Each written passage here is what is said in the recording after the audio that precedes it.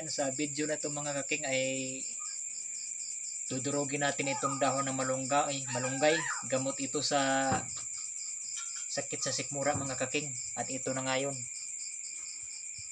Ayan. Didikdikin lang natin sa kutsara dahil ito ay nakahiwa na, natanggal na sa tangkay. Didikdikin ko na sa kutsara hanggang madurog at magkaroon siya ng katas. Mga kaking. Ulit-ulitin lang ng ganito mga kaking hanggang magdurog. Dahon ng malunggay. Pagkatapos dikdikin mga kaking, pagkatasin ito. Pagkakatasin para yung katas nito, sariwang katas ng malunggay, yun ang iinumin.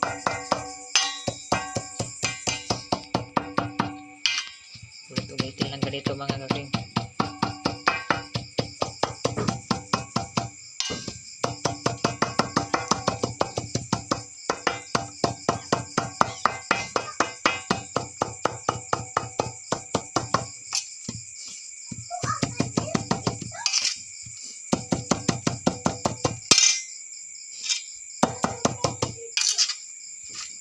Yan, nabasa na mga kaking. Magkakaroon na to ng katas.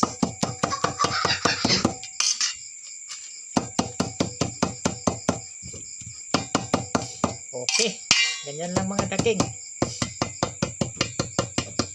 Tapos lagyan ng kunting tubig. Kunting tubig sa jar. Ayan, tubig sa jar kunti. Ayan. Mayroon na siyang tubig.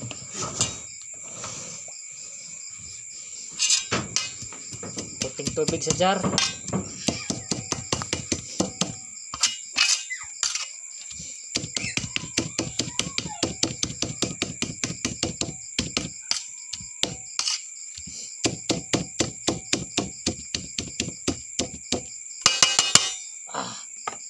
Ayan mga kaking.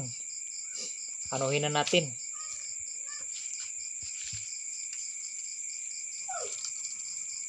Ayan mga kaking, mayroon na siyang katas.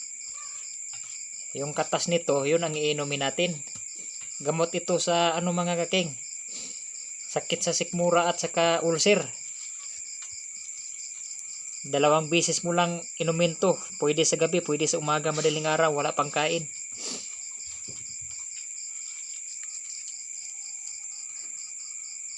Tapos lagay lang natin sa baso. Paabot baso dong. Yung green dong, yung green. Yan, baso. Yung green. Yan. Tapos ilagay lang natin sa baso mga kaking. Itong baso. Sa baso. Yung katas ng malunggay. Yan. Lagay lang natin dito mga kaking.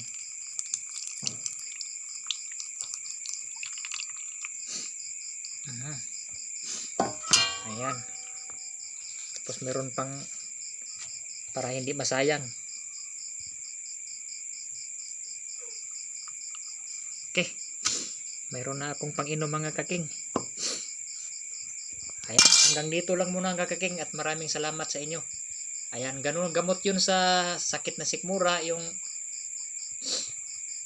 yung dito mo